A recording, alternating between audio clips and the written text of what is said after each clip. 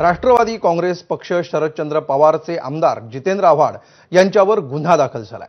जितेंद्र आव्हाड यांचे कार्यकर्ते नितीन देशमुख यांना काल पोलिसांनी ताब्यात घेतलं होतं। नितीन देशमुख यांना विधान भवनातून बाहेर घेऊन जात असताना जितेंद्र आव्हाड यांनी पोलिसांची गाडी अडवायचा प्रयत्न केला होता। त्यामुळे सरकारी कामात अडथळा आणल्याचा गुन्हा जितेंद्र आव्हाड यांच्या विरोधात मरीन ड्राईव्ह पोलिसांनी दाखल केला।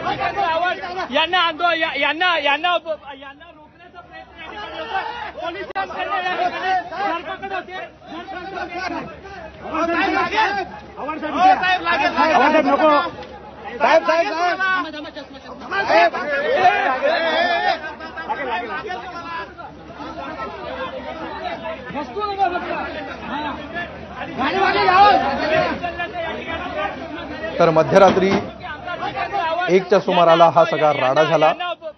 आपल्या कार्यकर्त्याला घेऊन जाणाऱ्या पोलिसांच्या गाडीला आव्हाडांनी अडवलं आणि कार्यकर्त्याला घेऊन जाणाऱ्या पोलिसांच्या गाडीसमोर ते अक्षरशः आडवे पडले।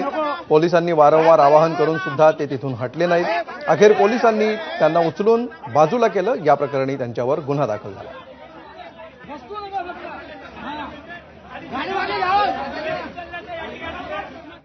दरम्यान हा गुन्हा दाखल झाल्यानंतर आव्हाडांनी काय प्रतिक्रिया दिली आहे पाहूया।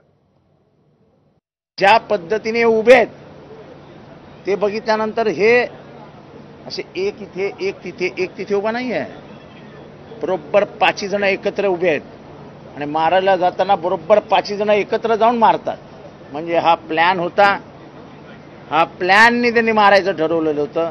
आणि मी अजूनही सांगतो, बिचारा नितीननी माझ्यासाठी मार खाल्ला, त्यांना मारायला ते मला आले होते, पण मी त्यांच्या हातातच गवसलो नाही, बाहेर निघून गेलो।